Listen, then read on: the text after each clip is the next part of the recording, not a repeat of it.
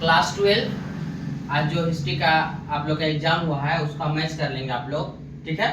Class 12 history का answer की है 1922 ईस्वी में मोहनजोदड़ो की खोज किसने की थी? तो कौन किया था जी 1922 में?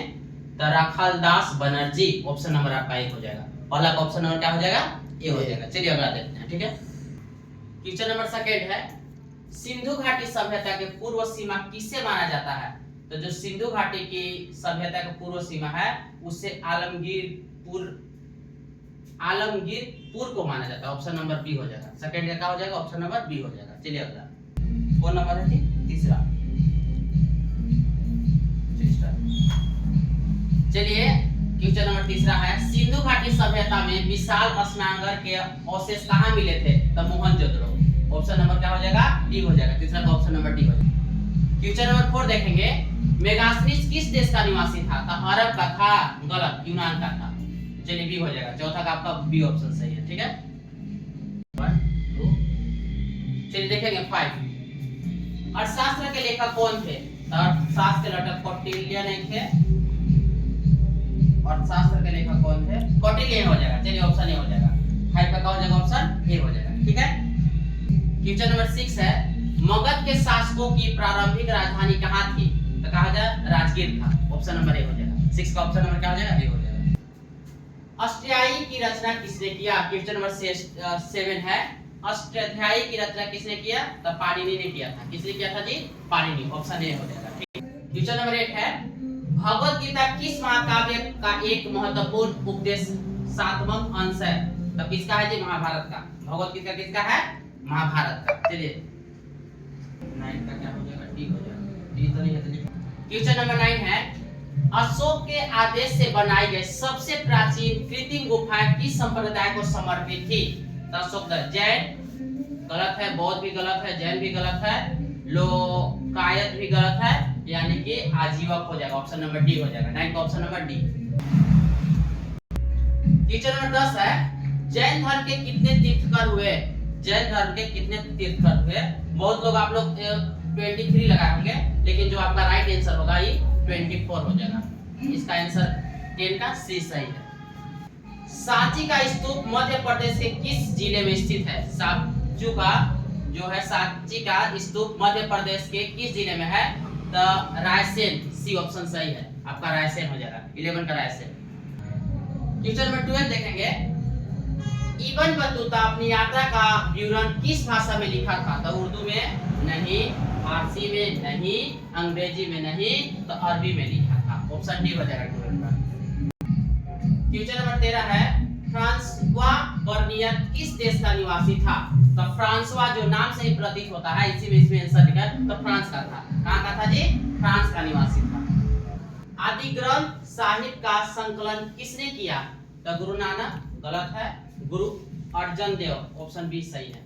14 का ऑप्शन बी हो जाएगा आपका। 15 नंबर है, बीजक में किसका उपदेश संग्रहित है? तो बीजक में किसका है? कबीर का ही सही है। ऑप्शन हो जाएगा ये।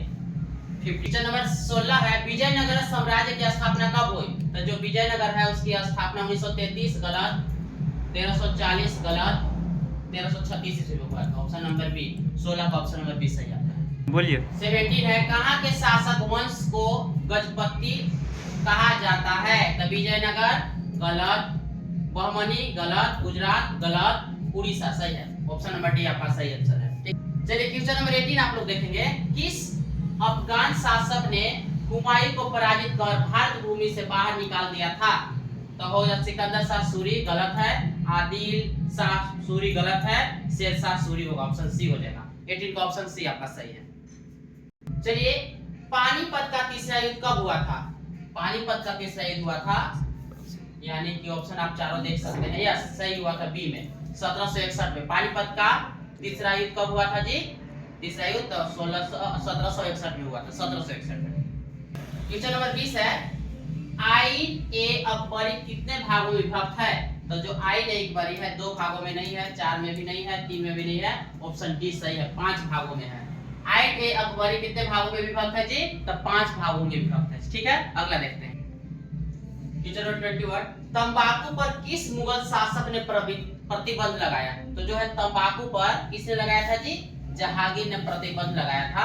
और जो हम आपका क्लास में भी बताए थे कि किसने तंबाकू पर शुरू मैंने किया था और किसने तंबाकू पर प्रतिबंध लगाया था। तो तंबाकू पर किस मुगल शासन प्रतिबंध लगाया था? तो जहांगीर, आपका डी ऑप्शन सही है। चलिए, संथाल विद्रोह किस वर्ष हुआ? संथाल विद्रोह किस वर्ष हुआ था जी?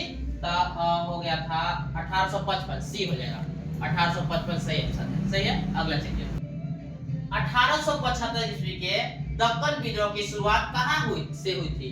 तो 1875 में हुआ था, पुणे से स्टार्ट हुआ था। कहाँ से हुआ था जी? पुणे, आपका सी आंसर सही है। ठीक है। अगला देखिए, 1857 की क्रांति के आरंभ कब हुआ? तो 1857 की क्रांति जो हुआ था, ऑप्शन नंबर ए आपका सही है, 10 मई से स्टार्ट हुआ था। कब से हुआ था जी? 10 मई से हुआ था। चलिए अगला देखेंगे।